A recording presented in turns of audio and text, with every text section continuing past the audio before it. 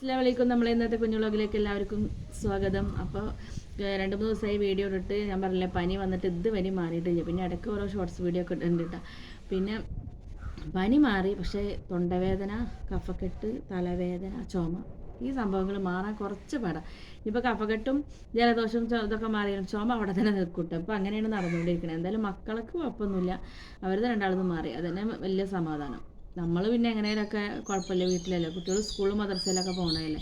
ഇനി സ്കൂളാണ് മദ്രസയാണെങ്കിൽ ഇപ്പോൾ ലീവ് എടുക്കാൻ പറ്റില്ല, പരീക്ഷയും കാര്യങ്ങളൊക്കെ വരികയാണ്. സ്കൂളിൽ ഇപ്പോൾ അതേപോലെ പരീക്ഷയും കാര്യങ്ങളൊക്കെ വരിക, ഇപ്പോൾ ലീവൊന്നും എടുക്കാൻ പറ്റില്ല.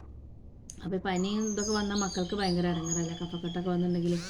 പിന്നെ ഞാൻ നിങ്ങളോട് എന്താ പറയാനുള്ളത് വെച്ചിട്ടുണ്ടെങ്കിൽ, ഇപ്പോൾ കണ്ടില്ലേ ഒരു കൊലപാതകം നടന്ന കണ്ടില്ലേ. ഭർത്താവ് ജീവിച്ചിരിക്കുമ്പോൾ തന്നെ മറ്റുള്ള ആളുകളെ വീട്ടിൽ വിളിച്ചു വരുത്തിയിട്ടും ഇൻസ്റ്റയിൽ ഇപ്പോൾ എല്ലാവരും വീഡിയോയും കാര്യങ്ങളൊക്കെ ചെയ്യുന്നുണ്ട്, ഒരുപാട് ആളുകൾ ചെയ്യുന്നുണ്ട്. പക്ഷേ അതിൽ വരുന്ന മെസ്സേജ് നമുക്ക് വേണ്ടപ്പെട്ട മെസ്സേജുകൾക്ക് മാത്രം നമ്മൾ മറുപടി അയക്കുക. അറിയാത്ത ആൾക്കാർ മെസ്സേജ് വിടുമ്പോൾ നമ്മൾ മറുപടി വിടാതിരിക്കുക ഏറ്റവും കൂടുതൽ നല്ലത്.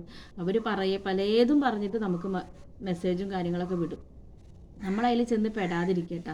അവർ ചിലപ്പോൾ ആദ്യം നമ്മളെ വീഡിയോക്ക് ലൈക്ക് ചെയ്യും, പിന്നെ നല്ല വീഡിയോ ആണെന്ന് പറയും, അങ്ങനെ പലതൊക്കെ പറയും. പക്ഷെ നമ്മൾ അതിൻ്റെ പിന്നാലെ തൂങ്ങാൻ നിൽക്കരുത്. തൂങ്ങിയിട്ട് കണ്ടില്ല, ഇതേപോലെ നമ്മളെ ജീവൻ തന്നെ നമ്മൾ കൊലക്ക് കൊടുക്കും.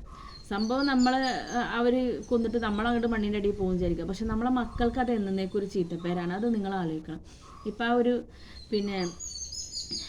പെണ്ണ് മരിച്ചത് കണ്ടില്ലേ, ആ പെണ്ണ് ഇൻസ്റ്റയിലൂടെ വീഡിയോയും കാര്യങ്ങളൊക്കെ ഇട്ടുണ്ടായിരുന്നതാണ്.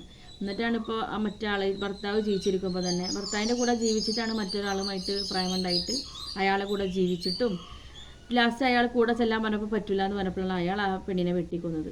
അപ്പോൾ ആർക്കാ പോയത്?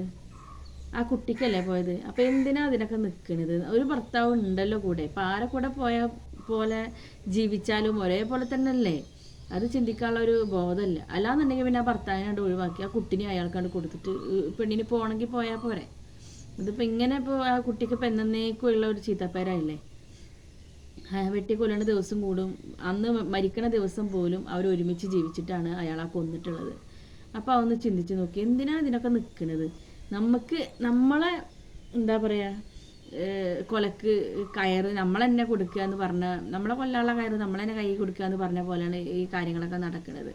പിന്നെ അല്ലേ, ഭർത്താവും മക്കളും ഒന്നും ഇല്ലാത്ത ആൾക്കാരാണെങ്കിൽ വേണ്ടില്ല, എല്ലാവരായിട്ടും പ്രേമിച്ചിരുന്ന അവരെ കൂടെ പോയിക്കോട്ടെ എന്ന് വിചാരിക്കുക. ഇത് ഭർത്താവും മക്കളും ഉള്ളവരൊക്കെ എന്തിനാ അതിനെ നിൽക്കണമെന്ന് എനിക്കറിയില്ല കേട്ടോ. ഉള്ള കുട്ടീനെ നോക്കിയിട്ട് മര്യാദക്ക് ജീവിച്ചാൽ പോരെ. നമ്മളെന്തിനാണ് ജീവിക്കണം? നമ്മളെ മക്കൾക്ക് വേണ്ടിയിട്ടാണ് ജീവിക്കണം അല്ലേ. ഒരു പരിധി കഴിഞ്ഞാൽ പിന്നെ നമ്മളെ മക്കൾക്ക് വേണ്ടിയിട്ടാണ് ജീവിക്കേണ്ടത്. അതങ്ങനെ തന്നെയല്ലേ വേണ്ടത്. നമ്മളെ ഉമ്മമാർ നമുക്ക് വേണ്ടിയിട്ടല്ലേ അവർ ഇത്രയും കഷ്ടപ്പെട്ട് ജീവിച്ചിട്ടുള്ളത്. അപ്പോൾ അതേപോലെ നമ്മൾ ജീവിക്കണേ നമ്മളെ മക്കൾക്ക് വേണ്ടിയിട്ടാണ്. അത് ബോധമില്ലാത്തതുകൊണ്ടാണ് ഇങ്ങനെ ഓരോ ആണുങ്ങളെ പിന്നാലെ ഈ പെണ്ണുങ്ങൾ പോയിക്കൊണ്ടിരിക്കുന്നത്. അത് ഈ കുട്ടികളും മക്കളുള്ള ആൾക്കാരെ, ഭർത്താവൊക്കെ ഉള്ള ആൾക്കാരാണ് ഏറ്റവും കൂടുതൽ ഇങ്ങനെ ചെയ്യണത് കേട്ടായി. സത്യം പറഞ്ഞാൽ അവർക്കൊന്നും ബോധമില്ല, നന്നായി ചിന്തിക്കാനുള്ള ഒരു ബോധമില്ല എന്ന് പറഞ്ഞ പോലെയാണ് പല ഇപ്പം സത്യം പറഞ്ഞ സ്നേഹബന്ധത്തിനൊന്നും ഇപ്പോൾ ഒരു ഉറപ്പും കാര്യങ്ങളൊന്നുമില്ല. ഇപ്പം കണ്ടില്ല, കഷായം ആ പെണ്ണ് കൊന്നത്, ഇപ്പം അതിനെ തൂക്കിക്കൊല്ലാൻ വെച്ചിട്ടുണ്ട്. അത് തൂക്കിക്കൊല്ലോ ഒന്നും നമുക്ക് പറയാൻ പറ്റില്ല. അത് ചിലപ്പോൾ അപ്പീലിനൊക്കെ അതിനൊക്കെ പോയിട്ടുണ്ടെങ്കിൽ അവൾ ചിലപ്പോൾ അതിൽ നിന്ന് രക്ഷപ്പെടും. അതാണ് ഇന്നത്തെ കാലം. ഇന്നത്തെ സ്നേഹത്തിനൊന്നും ഒരു വിലയില്ല. നമ്മൾ എന്താ പറയുക, നമ്മളെ മാതാപിതാക്കളും കൂടപ്പിറപ്പുകളൊക്കെ സ്നേഹിച്ചിട്ട് നല്ല രീതിയിൽ മുന്നോട്ട് പോകാൻ നോക്കുക എന്നല്ലാതെ, നമ്മളെ മക്കളെ നോക്കി കുടുംബപരമായിട്ട് ജീവിക്കുക എന്നല്ലാതെ ഇതിലൊന്നും ഒരു കാര്യമില്ലല്ലോ. ഇതൊക്കെ ഒരു താൽക്കാലിക ഒരു സന്തോഷത്തിന് വേണ്ടി നിങ്ങൾ ചെയ്യണ കാര്യങ്ങൾ മറ്റുള്ളവർക്ക് വലിയ ദോഷങ്ങളാണ്. ഇപ്പോൾ അവളാണ്ട് മരിച്ച്, ആ കുട്ടിക്ക് ഇനിയിപ്പോൾ കാലാകാലം ഒരു ചീത്തപ്പേരായി. ആ കുട്ടിയുടെ അമ്മ അങ്ങനെ മരിച്ചതാണ്, ഇങ്ങനെ ഒരാളായിട്ട് സ്നേഹത്തിലുണ്ടായതാണ്, മരിക്കണ അന്ന് പോലും അവർ ഒരുമിച്ചിട്ടാണ് ജീവിച്ചത്. ഇതൊക്കെ ആ കുട്ടിയുടെ ചെവിയിൽ ആ വീഡിയോയിലും ന്യൂസും കാര്യങ്ങളും ഒക്കെ വന്നതല്ലേ. ഇതൊക്കെ എന്നിപ്പോൾ ആ കുട്ടിക്ക് ഒരു ചീത്തപ്പേരിനൊരിടയാക്കി. സ്വന്തം വീട്ടുകാർ പോലും അറിഞ്ഞിട്ട് അവരത് മൂടി വെച്ച്, അവരപ്പം തന്നെ അത് ഇതാക്കണത്, അവരത് അന്വേഷിച്ചിട്ട് കാര്യങ്ങൾ വൃത്തി പോലെ ചെയ്യേണ്ടതായിരുന്നു, അതുപോലും അവർ ചെയ്തില്ല. എന്തായാലും ഇങ്ങനത്തെ കെണിയിലും വലയിലൊന്നും ആരും ചെന്ന് പെടാതിരിക്കുക മക്കളെ. നിങ്ങൾ മക്കളുണ്ടെങ്കിൽ മക്കളെ നോക്കിയിട്ട് ഉള്ള പണി എടുത്തിട്ട് നല്ല രീതിയിൽ ജീവിക്കാൻ നോക്കുക. ഇന്നിത് പറയണമെന്ന് തോന്നിയിട്ട് അതുകൊണ്ടാണ്. ഇതിലെന്തെങ്കിലും തെറ്റുകുറ്റങ്ങളൊക്കെ ഉണ്ടാവും, അതൊക്കെ എല്ലാവരും ക്ഷമിക്കുക.